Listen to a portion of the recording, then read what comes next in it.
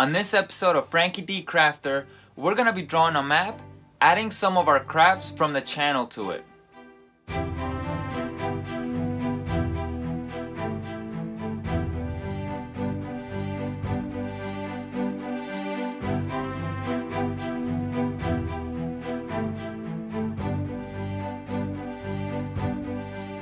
I figure I'd do something special for what might be the last video of the year. Today we're gonna be drawing the map of Sikame. Sikame is the world which most of my stories take place in. The twist is that we'll be adding our crafts to the map. The map won't be completed until we craft everything from that region, so there will be some empty spaces here and there. For now, if you love tabletop role-playing games and want to take your DM crafting skills to the next level, or if you just want to see some cool crafts, don't forget to subscribe to make sure you don't miss out on anything. Let's draw this. To make sure that we are able to add a good amount of detail, we are gonna concentrate on a small region of the map. This is mainly Goblin territory. This will include our temple build, the rot, and the port town, along with our bigger monster builds.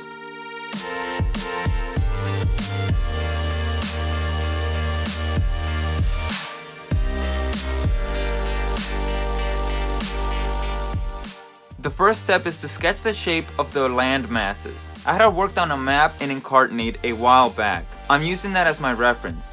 I think building a map around your terrain provides your players with a sense of open world that they will love. If you DM from your house like I do, it's easy to have them choose where they want to go and then set up the terrain for them once they are there. I usually have them decide their next location near the end of each session. That way, I can think about my setup ahead of time. I also talk to my players beforehand to see what they are thinking of doing.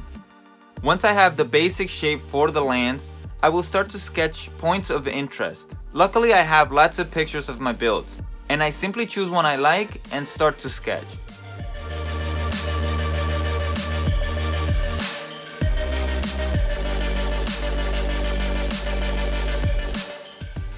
Once I'm happy with the look, I start to ink it. I use Pigma Micron pens. I've used these pens for years and they have never failed me.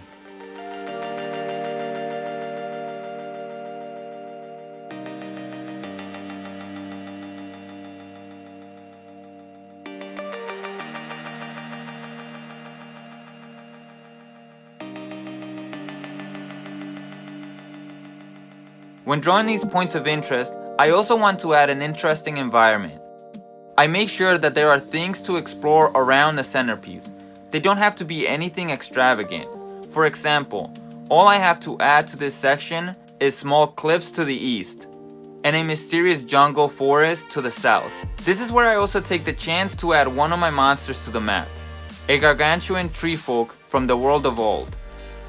Of course, we cannot leave this in black and white. It is, after all, Franky D Crafter, and I like to make things very colorful here. In case you are wondering, I'm using regular color pencils. They're actually watercolors. I'm just not using them in the way they were meant to be used. Eventually, I will seal the drawing to avoid smudging. Another thing I will eventually do is outline the shorelines to make sure they stand out.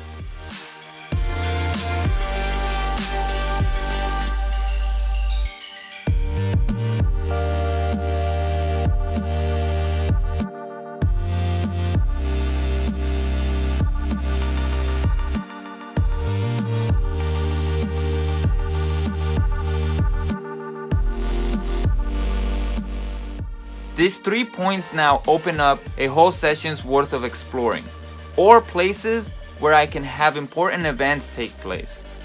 I don't continue to detail too far away from the temple. The idea is to fill this up with crafts from the channel. The other upside of this is that you add some sense of realism. They are open to explore whatever area they want to explore, but the other upside of this is that although you've opened up the world for them, this does not mean that there are areas in the world that do not have consequences and might be out of the player's reach to explore. Take for example the rot.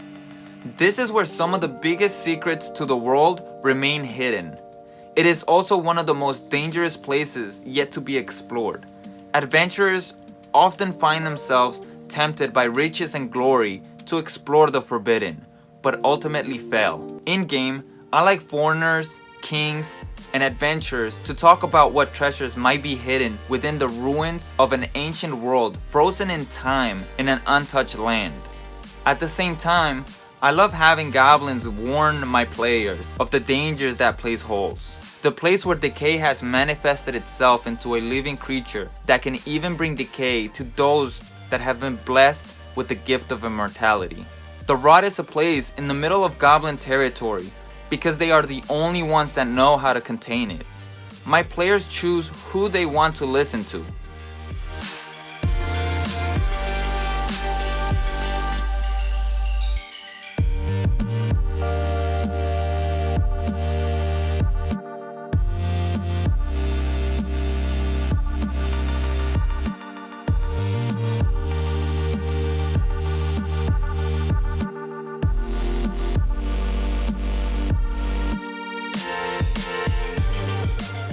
On the far north of this map, we will illustrate the port town of Saints Port. This is where my recent campaign started. I wanted to keep the design simple. With cities and towns, I will start to have a craft that is more specific to that town.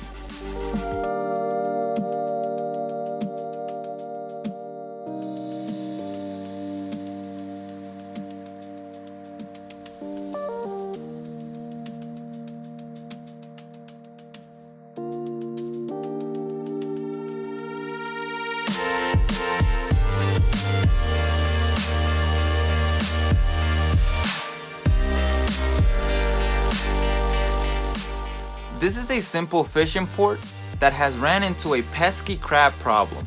Speaking of crabs, I'm adding this guy here, warning my players that they can choose to go the easy route or the crab route.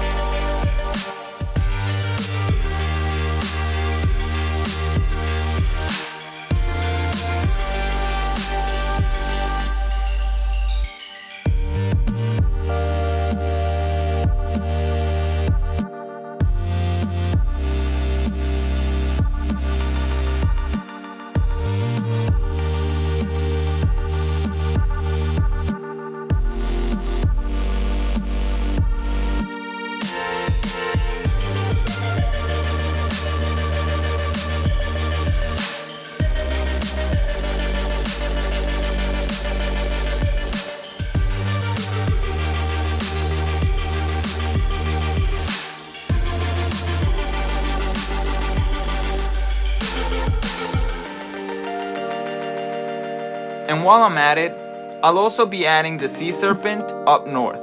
Remember that everything I am adding has been crafted here on the channel. If you are interested on some of these crafts, check out the link in the description or click on any of my playlists.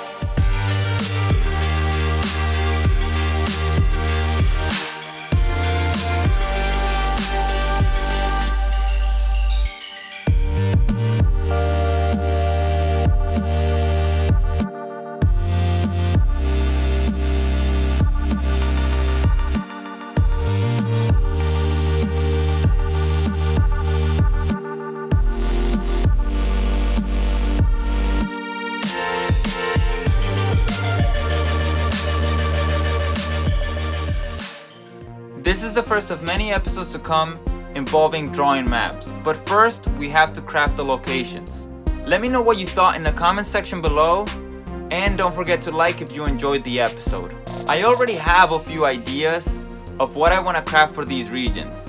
One of them being like Snake Mountain, but with an Aztec twist to it, and another one being a Planet of the Apes kind of ape stronghold for all of my orange apes. I have a few videos that I will release to patrons only. I'll have them decide whether they want me to make it public or not. These videos will include small projects, mistakes I've made, and how I went about fixing them.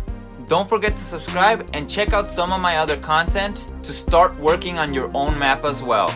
I'll catch you on the next one. Peace!